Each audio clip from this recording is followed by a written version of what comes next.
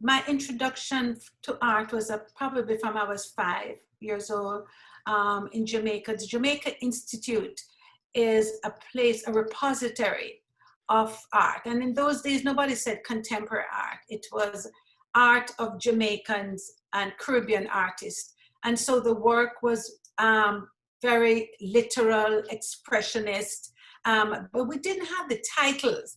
I mean, I look back now at somebody like a David Boxer, who is an abstractionist now, but in those days, art was a language of beauty. And the Jamaica Institute had a program on Saturdays along with the library, Jamaica Library. And my mom would take us to the Jamaica Institute, and storytelling, reading and storytelling was the basis of my introduction to art. The Institute and the library was surrounded with objects on the wall. So you couldn't ignore them. But I couldn't tell you at 5 and 6 who the artists were, but I grew up with a language, a literal, intimate language of art. And that happened from a very early age. Music, dance, poetry. In the Caribbean, we talk about pantomime. This is an art form that I don't hear talked about here in the States as much as in England, where there is no language, people mime out experiences. And so I grew up with pantomime as a part of my cultural upbringing.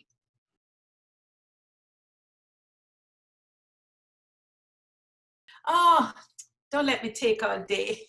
I am the daughter, the last of 3 daughters of a woman, Eglantine Melita Buchanan from Hanover, Jamaica, and a very debonair, charismatic dad, Rupert Carlton Gordon.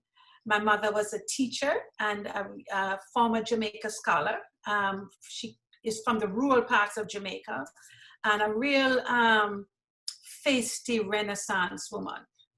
And my dad was charismatic and a military man, and did accounting and worked with the University of the West Indies. He was one of the bursars at the University of the West Indies, where, you know, we had an intimate relationship with the campus in Taylor Hall. So, my mother was a disciplinarian. I think as the last of the 3 girls, I got away with a little bit of murder, in that I was able to see my sisters make the mistakes and perhaps try not to make them as well. I loved her dearly. She lived with us in Miami for over 20 years. And in our home with my husband, Roy, and I, and our son, Gordon. And she's affectionately called by my artist friends and family, Mama G. My dad died early, so he did not have the experience with me in Miami.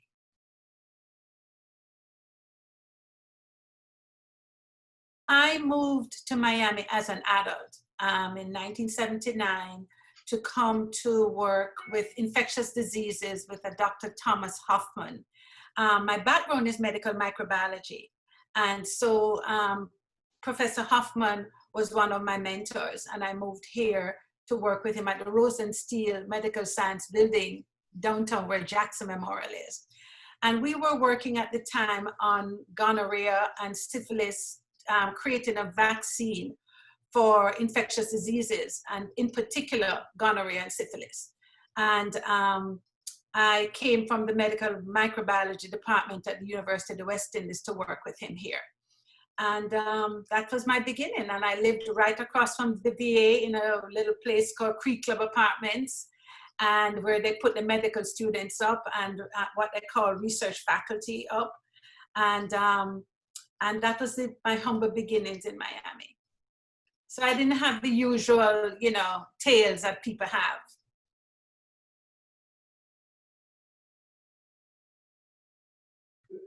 I have enough knowledge to be absolutely terrified, and too little knowledge to offer a solution, which is a really terrible place to be in. I have spoken to my friends in Jamaica who are still, some of them are still practicing virologists.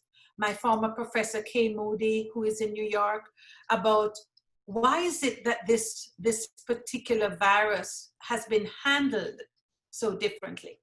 And it's not the fear of death. Ebola killed a whole bunch of folk and didn't get the same response. I don't have an answer. What I do know is that we have enough evidence of people dying for us to know that this is real. And that if you're over 60, you should have a healthy respect for the disease.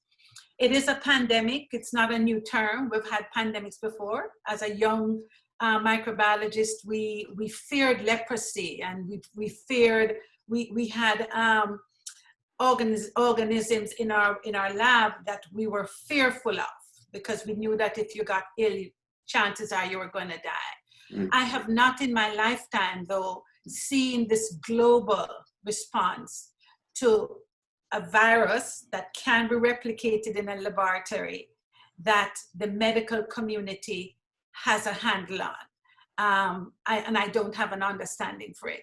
I'm very respectful about the research, and I really wish that our scholars and our infectious disease doctors and researchers would be allowed the money and the space to give time to it.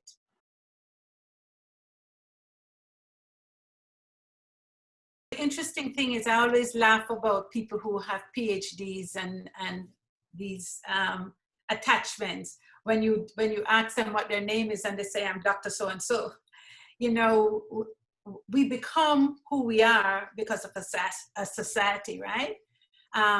But you're born something else most of the times. I am an artist. I have not had the audacity as a teenager. I did not have the audacity as a teenager to have a conversation with middle-class parents that I wanted to become an artist. In my time, it was first of all a conversation that would have gone nowhere, and I would have been seen as somebody who didn't have any ambition. Ambition is a word in a Jamaican family that is front and center with who you become. But it didn't negate the fact that I'm an artist. I write, I do poetry secretly. I conjure and dream and think of things in my head. I love beauty. I see beauty in almost everything. A leaf, you know, the breeze, the ocean. So that's really who I am. Not being afforded the opportunity to go to art school did not stop me from lingering in art school. You know, when I was at the university, my friends were artists. Many of them had a different conversation with their parents and went to the Edna Mandela School of the Performing Arts and Visual Arts.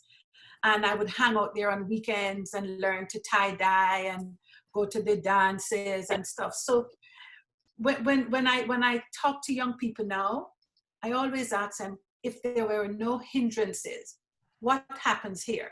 What is happening in your heart? Who would you become if there was no one watching? And that's when you get the real answers. So for me, timing was important. Timing was important to making a decision, but it wasn't a conscious decision. It was a lived decision, seeking an opportunity to be birthed.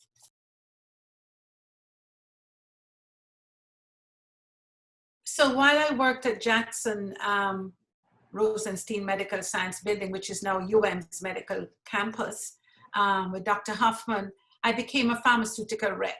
And for 19 years, I did research and sales for Searle Pharmaceuticals. Searle Pharmaceuticals was a small company from out of Chicago that did big research. They were heavily research-based in cardiovascular, women's health, female health. They had one of the first, I was going to say abortion, but I didn't mean that. Birth control pill, Demelin 135, and also in allergies and so yeah, so I worked with them for 19 years until 1999. And while I was working with them, I've always done work in the community.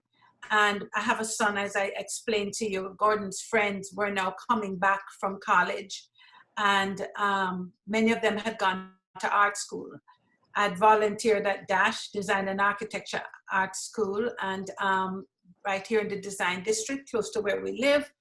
And many of the artists were coming back from New World and DASH and Michael Kropp to Miami from really prestigious schools, Pratt Institute, RISD, coming back with this really mature contemporary language to a Miami in 1996 that was still trying to define itself as a space. I remember Barbara Gilman. You remember Barbara Gilman's gallery in the Design District? She was, I have lots of affection for her.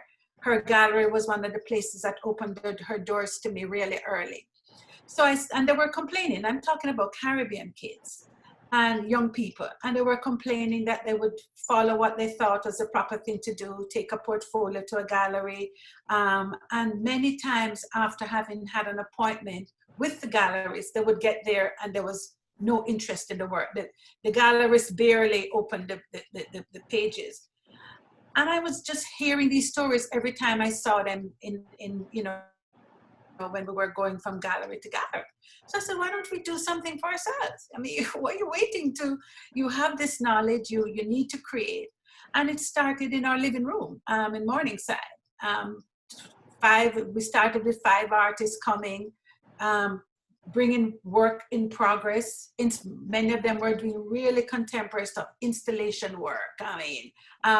Taking a dot and superimposing it and adding things and using leaves, ephemeral stuff that was not work, that was object work, right, that you could put on a wall. It wasn't a painting that you could put on a wall and sell. They could all paint, they could all draw, but that was not where the work was. And so that is how we started, humbly. It wasn't a conscious, I'm going to get up and start a gallery. It was, let's create a space so that you can continue to create your work. And in 1996, we did the first exhibition. I had a studio at the Bakehouse Art Complex, which is thriving today. But in those rundown, there was no air conditioning. We had to make do, but there were studio spaces in Wynwood that we could use.